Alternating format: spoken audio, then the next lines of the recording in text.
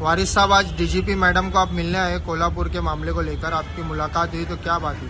ये आज हम महाराष्ट्र की डीजी रश्मि शुक्ला साहिबा से हमने मुलाकात की अभी, और हमने उनको पूछा कि मैडम 14 जुलाई के दिन जो कोल्हापुर के अंदर घटना हुई उसके बारे में आपने क्या संज्ञान लिया है, क्या किया आपने?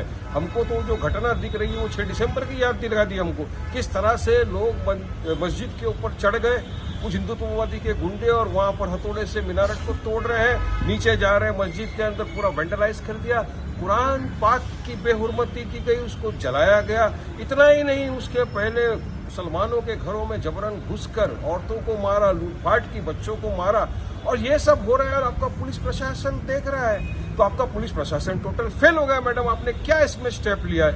हमने यहां तक कहा कि जब इसको अनाउंसमेंट किया कि कल हम वहां जाएंगे, इल्लीगल अतिक्रमण है वो हम हटाएंगे, ये कर देंगे, जिस नेता ने इस बात का आह्वान दिया तो पुलिस प्रशासन ने उसको जाने की इजाजत क्यों दी?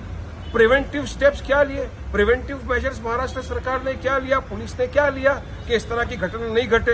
तो हमको तो ऐसा लगता है कि क्योंकि महाराष्ट्र में चुनाव आने वाले हैं अभी विधानसभा के, तो उसकी तैयारी शुरू कर दी है फडणवीस सरकार और शिंदे सरकार ने मिलकर। तो आपकी सरकार तो सिर्फ बैठी है, देख रही है, आपके पुलिसकर्मी सिर्फ देख रहे हैं, और इनको खुली छूट दे दी है उन गुंडों को जाकर लूटपाट मचाने के लिए। तो मैडम ने हमारी बात को सुना है, उन्होंने हमको कहा है कि अभी हमने 21 लोगों के ऊपर FIR दर्ज किया है, 5 केस हमने बुक किए हैं, उनको पुलिस कस्टडी हुई है, 18 तारीख तक के वो पुलिस कस्टडी में रहेंगे, रिमांड उनको मिला हुआ है, और जो भी कर्मचारी हो, पुलिस वाला हो, कोई भी हो, हम उसके खिलाफ सख्त कार्रवाई करेंगे, उसको सख्त जेल डालेंगे, और हम ऐसा करेंगे कि आगे से इस तरह की कोई घटना न घटे। मैंने कहा मैडम देखिए, मैसेज ऐसा नहीं है कि मुसलमान डर गया है, नहीं, हम डरते किसी से नहीं है मैडम, लेकिन हम कायदे कानून का सम्मान करते हैं, कायदे कानून का पालन करते हैं, और हम कायदे कानून के दायरे में रह के अपनी बात रखते हैं। अगर अब देखिए 4 तारीख को रिजल्ट आया, तब से लेके अब तक मैडम हमने कहा कि कितनी जगहों के ऊपर मुसलमानों की मॉब लिंचिंग हो गई, कितनी जगहों पर मुसलमानों की मस्जिदों के ऊपर इस तरह से अटैक हो रहा है। और मैंने तो यहां तक कहा कि ये जो अटैक है ये हमको तो आतंकवादी अटैक टाइप दिख रहा है। किस तरह से गुंडे घुस रहे हैं ऊपर, आतंकवादियों की तरह मीनारत को तोड़ रहे हैं, घरों में घुस के औरतों को मारा जा रहा है, लूटा जा रहा है, और कोई रोकने वाला नहीं। पुलिस प्रशासन क्या कर रहा था?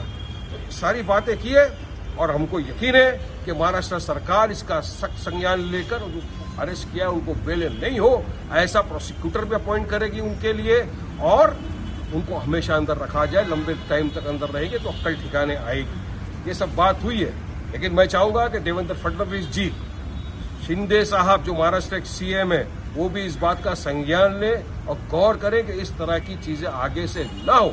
हम चाहते नहीं कि महाराष्ट्र का वातावरण खराब हो, मगर कुछ लोग चाहते हैं कि महाराष्ट्र के अंदर सांप्रदायिक तनाव पैदा हो, वातावरण खराब हो। उनके इरादों को, मंसूबों को अगर वाकई में आप सीरियस हो, वाकई में आप चाहते हो रोकना, तो इन जैसे दरिंदों गुंडों को आप सलाखों के पीछे लंबा टाइम रखिए, तब एक एग्जाम्पल जाएगा और हमको भी लगेगा कि हमारे साथ इंसाफ हुआ, हमको न्याय मिला है। वरना आप भी और कुछ जो सेक्युलर पार्टियां हैं जिनको मुसलमानों ने भर भर के वोट लिए मुसलमानों के, उनको आज सत्ता में बिठा दिया। बताइए कौन आया है यहाँ पे, कौन मुंह खोल रहा है, कौन जुबान खोल रहा है? जिनको आपने MP बना के दिल्ली भेज दिया, कोई नहीं आया आज, कोई बात करने नहीं आया। लेकिन हमको मजलिस इत्तेहादुल मुस्लिमीन का हमारे कायद बैरिस्टर असद नोवे साहब ने हमेशा कहा है कि कुछ भी हो, हार जीत अल्लाह के हाथ में है, चुनाव से हमारा नहीं, मगर जाओ जहां पे इंसाफी हो रही है वहां पे लड़ाई लड़ो, हक की बात करो, संविधान के दायरे में रहकर अपनी बात रखो। हम आए हैं और हमको यकीन है कि महाराष्ट्र सरकार इसमें सीरियस स्टेप्स उठाएगी।